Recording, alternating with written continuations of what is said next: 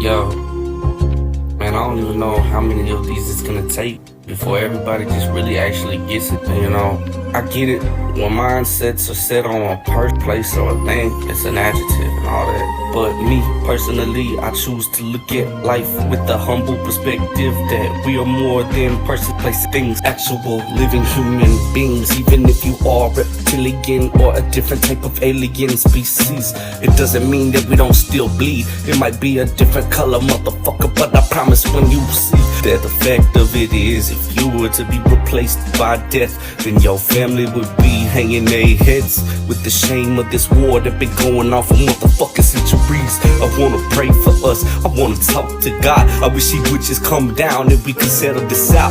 But if he is a woman and it's all just spun around, and everything that we've ever known been flipped upside down, as above so below all around, I just pray to God, well, either way it goes, that it fuck around and get settled. Cause I'm tired of the drama every time I step out. What y'all think I'm scared of? Not a bitch ass thing. What y'all think I'm wanting to play for? Nah, man, unless it's with my kids. Every time that I think about the drama in this bitch, it makes me sick.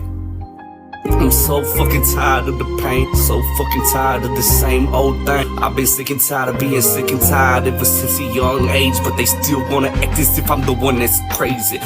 Okay, well maybe I am, but if I am, it's because of the fact that I try to be reasonable with them. But they wanna keep on spinning and spinning over and over again, till they realize even broken records can change the song at times. If it was imprinted with the right type of line, like oh my, I bet you never knew a little mighty kitty cat could be a big ass lion. And I'm not lying, when I get up on the track, I'm a feline, I'ma eat it up every time. I need that, cause a motherfucker like me ain't never had shit. But I bet you by the end of it, I'ma be rich than a bitch, just to throw it back to the community.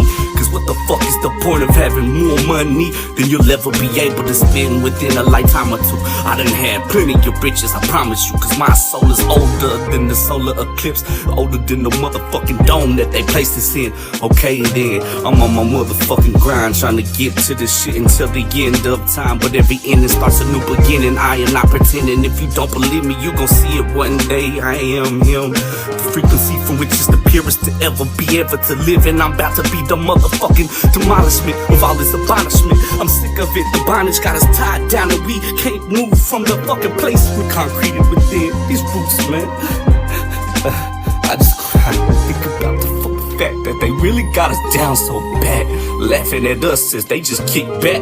Okay, motherfucker, we'll get around. Smaller setups at events, much more accessible than needing, high-end PCs. Right, they use their own light field projecting multiple views of an object slightly to create that headset-free 3D. And they integrate with standard 3D Unreal Engine. Yep, plugins for all the big ones. Makes it easier for creators. And they have different sizes, too, from small personal photo frames. A holographic photo frame. Yeah, the Looking Glass Go. All big 65-inch display. They've even done a holographic documentary. Zanzibar shows the versatility. Retail, cars, storytelling. And turning regular photos into holograms is just neat. That adaptability is key. And the personal frame hints at maybe some very personal tie-ins for Stormborn Ascension. Then you've got Holoxica. They did a lot with holographic displays, especially in medicine. Which says something about the precision, right? Yeah. Medical imaging needs accuracy. Apps for glasses-free 3D video calls, real-time data visualization, explored a lot of different holographic. Yeah, they had some significant capabilities, some interesting patents. Even though they've had recent business changes, their past work was solid. So imagine for Stormborn Ascension, that signature blue fire we keep hearing about. Mm-hmm.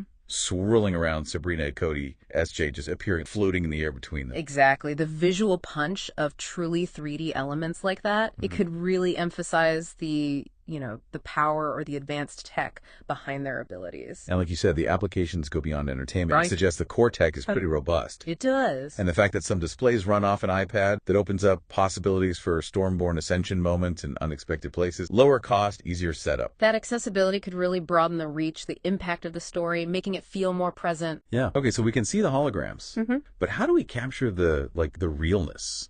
The performances. Well, that leads us nicely into volumetric capture and playback. Right. This is where you record actual people, objects in 3D, using lots of cameras all synced up. And the result is these incredibly realistic, interactive digital holograms. You can almost walk around them. View them from any angle. The level of realism is the key thing here. Capturing from all sides at once gets you all the little details, movement, texture, even facial expression. It's creating a digital twin, almost. And there are some serious players in this space. IO Industry with their precise camera system. Target 3D, their holosuite uses 48 high-res cameras. Yeah, imagine the detail. And Polymotion Stage uses over 100. Over 100 cameras for volumetric video avatars. And Vertra focuses on real-time capture, faces, and bodies. The scale is just immense. All those cameras working together perfectly. That's how you get such lifelike results. It really shows how sophisticated this capture process is. The precision, the synchronization, all about accuracy. And we're seeing it used already, right? Live concerts, VR. Like the Imogen Heap VR concert, yeah. That used holographic capture, letting you move around inside her performance space. So for Stormborn Ascension,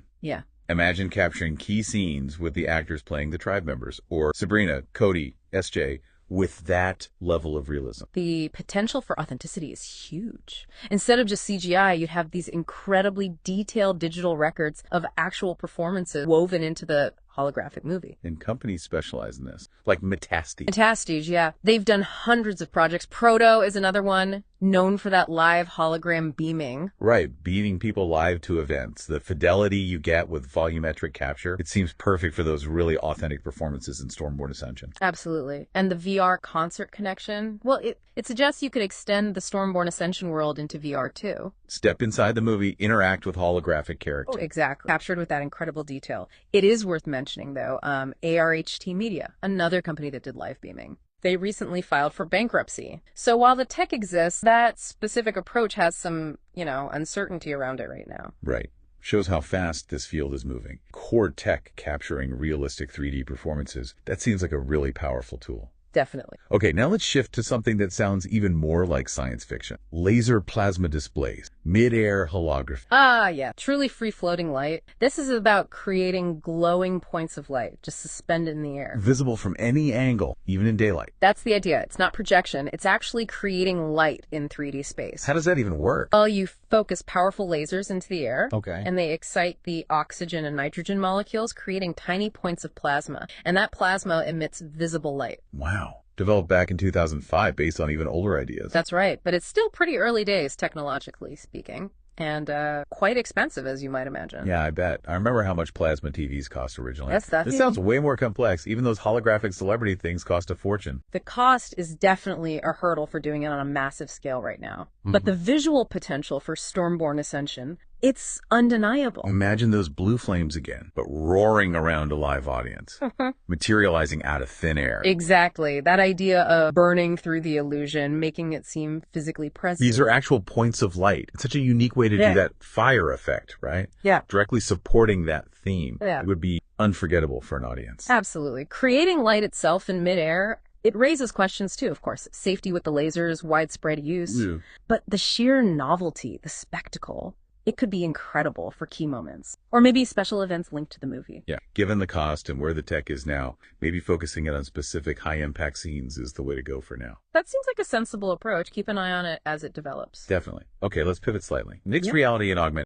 Chat filters. Got it. So for Stormborn Ascension, this could mean, what, transforming any space into a stage? Potentially, yeah. Creating really personalized, deep experiences wherever you are. Breaking out of the screen, having parts of the movie interact with your actual surroundings, that could really pull you in. Definitely deepens the engagement, makes the connection more personal. Imagine those blue flames or the binary glyphs from the movie seeming to leap off your phone screen into your living room. Yeah, blurring that line between the film world and your reality. And you can trigger these things easily, right? Like with QR codes. Exactly. Scan a code, boom, AR experience. We've seen similar things like ARHT Media's capsule kiosks delivering holographic content. The accessibility of smartphone AR is a big plus. It's a practical way to extend the Stormborn Ascension experience beyond the theater. Imagine scanning a poster and getting an interactive scene or character info. Yeah, or using QR codes in the movie itself to unlock behind-the-scenes stuff, lore, interactive bits. Oh, that's cool. Yeah. And platforms like Unity make building this easier. Yeah, Unity is huge for games. It's also great for AR/MR. They have tools like AR Foundation that let you build apps for lots of different devices. Perfect for a companion app for Stormboard Ascension, then. It seems like a really strong fit.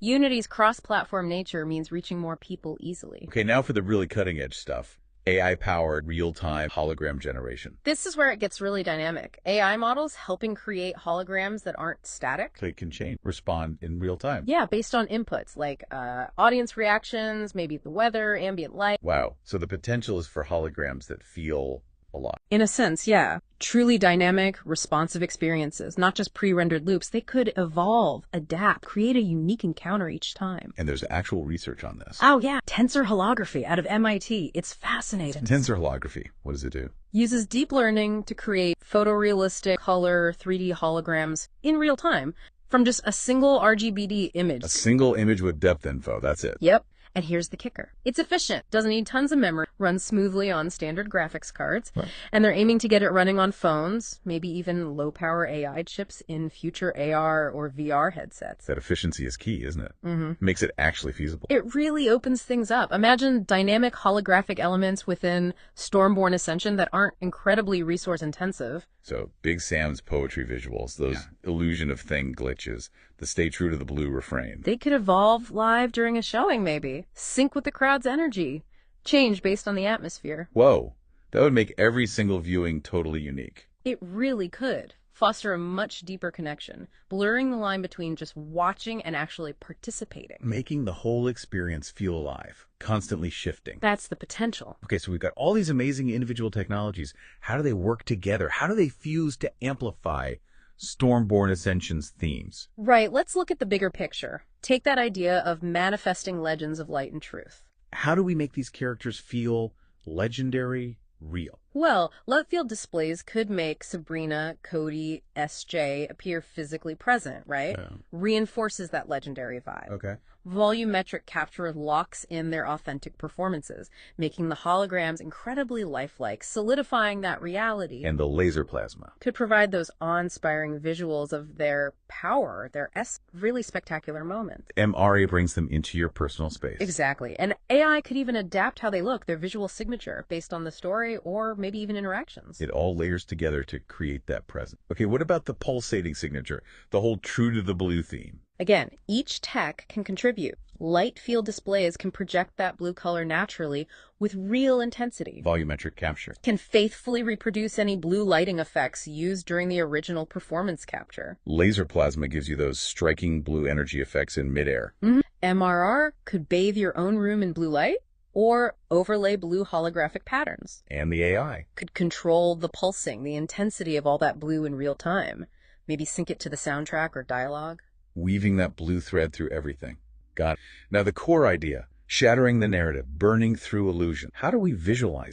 That's an interesting visual challenge. You could use light field or maybe a laser plasma display to show holograms literally shattering, then reforming. Okay, like a visual glitch effect, but in 3D space? Right. Or manipulate volumetric captures digitally, showing the performers breaking free from some kind of illusionary effect. And an MRR. You could have holographic illusions appear in the viewer's own space, then dramatically disintegrate. Making it personal again. And AI could potentially drive those shattering and reforming effects based on story cues, or maybe even audience interaction in a live setting. Making the theme of breaking free visually tangible. Okay, and finally, taking it all beyond the screen. Operation Scary Hour. Real-world impact. Yeah, how do you make this feel like a movement? Light field displays could be eye-catching promos in public spaces. A volumetric projections could do dynamic showcases of characters or scenes. Laser plasma. Well, expensive now, but imagine spectacular installations for premieres or special events. Sponsorship activation. Definitely. Holographic product demos, pop-up experiences tied into the themes. And the mixed reality app. Could create hybrid Cosmic Rebellion events, layering interactive AR onto real places or even during screenings. Dynamic AI holograms in public, reacting to people. Yeah, all about shifting from passive viewing to active participation, making the Stormborn Ascension universe feel real, something you can engage with. Okay, so this is all incredibly exciting, but what are the actual next steps? What should Big Sam and the team do? Well, the first thing really is forging those tech alliances. They need to be talking to the volumetric capture folks, Metastage, Target 3D, Polymotion Stage, get some prototypes going. Makes sense. Research who's pushing the laser plasma tech forward, have serious discussions with Looking Glass Factory, maybe check back on Holoxica's status or similar light field companies. Find MRR developers with entertainment experience. Absolutely. And look into AI companies doing real-time graphics, hologram generation.